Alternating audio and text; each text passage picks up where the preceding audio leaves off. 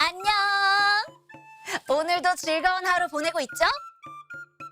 아니요, 뽀미 누나. 뭐? 선아, 무슨 일 있어? 형이요. 지난번에 대한민국에서 가장 위대한 사람이 이순신 장군이라고 했는데요. 내가 이순신 장군이 누군지 잘 모른다고 했더니 글쎄 저보고 바보라고 했어요.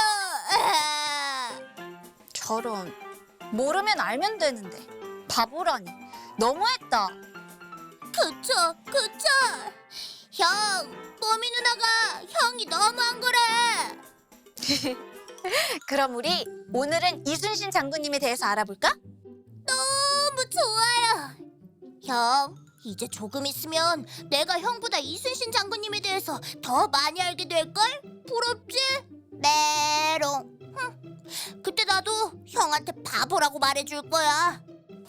사나, 그건 아니지. 에이, 그건 아니다, 취소. 뾰로롱, 뿅뿅.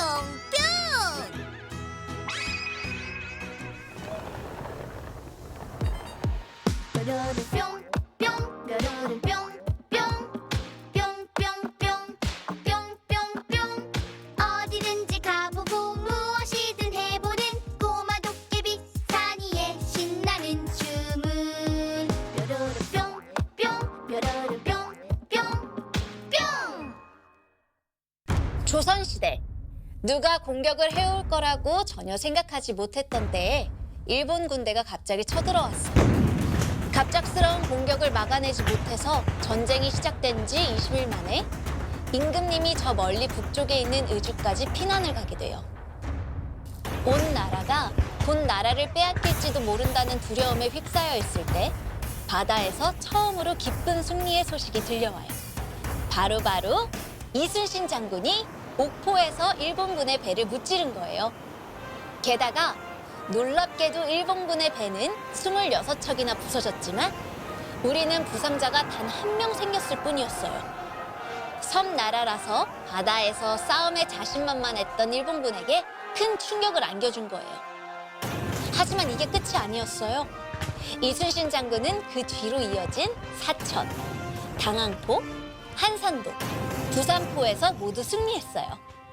이순신 장군이 조선을 구해낸 거예요. 이순신 장군은 무려 7년 동안 23번을 싸워서 23번을 이겼어요. 단 한 번도 지지 않은 거예요. 와, 이순신 장군님은 전쟁의 신이에요. 그러네. 전쟁의 신. 그런데 이순신 장군이 전쟁의 신이 된 건 미리 준비하는 습관과 머리를 써서 주변의 자연을 활용한 여러 가지 아이디어를 가지고 전쟁에 참여를 했고, 마지막으로 결코 포기하지 않았기 때문이야. 이건 거북선이야. 우와, 용의 머리에 등엔 뾰족뾰족한 가시, 무시무시한 배네요. 이순신 장군은 이 거북선을 전쟁이 나기 전부터 만들어서 준비했어. 우와, 정말요? 진짜 미리미리 준비하는 분이셨구나. 맞아. 이순신 장군의 23번의 승리 모두 뛰어난 능력과 아이디어가 엿보였지만 특히 한산도 대첩은 세계적으로도 아주 유명한 승리였어. 왜요? 이순신 장군의 작전이 놀라웠거든. 어떤 작전이었는데요? 항날개 전법. 이순신 장군은 처음에 도망가는 척을 하면서 적을 한산도 앞바다로 유인했어. 그 다음 학이 날개를 편 모양으로 적을 둘러싸서 포위했어. 이 작전으로 일본 배 80척 중 57척을 무찌르는 엄청난 승리를 거뒀지. 우와, 진짜 멋지다. 어떻게 그런 작전을? 이 작전은 현재, 놀라지 마, 현재 전 세계의 해군 사관 학교에서 공부하고 있대. 우와, 자랑스럽다. 그치? 하지만 일본은 이순신 장군이 정말 미웠을 거야. 거의 다 이겼다고 생각했는데 이순신 장군 때문에 반대로 지기 시작했었으니까. 그러고 보니 일본은 우리나라를 자주 공격했네요. 일제 강점기도 그렇고. 가까운 이웃나라인데 사이좋게 지낼 생각은 안 하고 자꾸 공격하다니 너무해요. 그러니까 아무튼 이 전쟁에서 일본은 이순신 장군 때문에 도저히 이길 수가 없었어.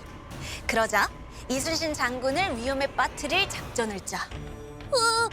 무슨 작전이야? 일본이 언제 어디를 공격할 거라고 거짓 소문을 낸 거야. 나라에서는 이 거짓 소문을 믿고 이순신 장군에게 출동하라는 명령을 내렸지만 이순신 장군은 이게 거짓 소문이라는 걸 알고 출동하지 않았어. 그랬더니 이순신 장군을 질투하던 신하들이 이 일을 기회 삼아서 이순신 장군을 내쫓아야 한다고 주장했어. 네? 나라를 구한 영웅을 내쫓는다고요? 어떻게 그럴 수가 있어요? 그러다 일본한테 지면 어떡하려고? 결국 내쫓지 않는 거죠. 그렇죠? 아쉽게도 아니야. 이순신 장군은 왕의 명령을 따르지 않았다고 엄청난 고문을 당하고 감옥에 갇혔어. 아이, 말도 안 돼. 진짜 너무하네. 어떻게 그럴 수가 있어요? 그러게, 정말 안타깝지. 그런데 이순신 장군이 없는 사이 원균이라는 장군이 전투에 나가서 일본군에게 크게 지고 말아. 그럴 수밖에요. 이순신 장군님이 안 계신데. 그래서 이순신 장군이 감옥에서 나와 다시 바다로 가게 돼. 그런데 바다에 가보니까 바로 전 전투에서 부서지고 망가져서 남은 배가 12척밖에 안 되는 거야. 12척? 그런데 일본군은 무려 133척의 배를 이끌고 쳐들어오고 있는 거야. 네? 133척? 133척 대 12척? 아, 이건 진짜 안 되겠는데. 말이 안 돼. 이순신 장군은 아이디어를 내기 시작했어. 우선 여자들에게 강강술래를 시켜서 군사가 많은 것처럼 보이게 했어. 그래야 적군이 겁을 먹죠. 맞아. 그리고 적군을 울돌목, 명량으로 유인했어. 이곳은 물살이 빠르고 물길이 좁은 데다 곳곳에 바위들이 있어서 일본처럼 배가 많을수록 자기들끼리 부딪혀서 공격도 못하고 도망치지도 못하게 되는 그런 곳이었어. 대박! 이순신 장군님은 어떻게 그런 걸 아셨을까요? 꼼꼼히 살펴보고 준비하고 잘 아는 곳을 활용하신 거지. 그리고 일본 군대는 물러가기 시작해. 그런데 이순신 장군은 노량진에서 일본군의 500여 척과 마지막 전투를 하다가 일본군이 쏜 총에 맞아서 돌아가시고 말아. 안 돼! 다 이겼는데 돌아가시다니 너무해요. 나도 그렇게 생각해. 정말 안타깝지. 그래도 이순신 장군님 같은 분이 우리나라에 계셨다는 게 너무 자랑스러워요. 빨리 형한테 가서 이런 거 다 아는지 물어봐야겠다. 모른다고 하면 내가 알려줘야지.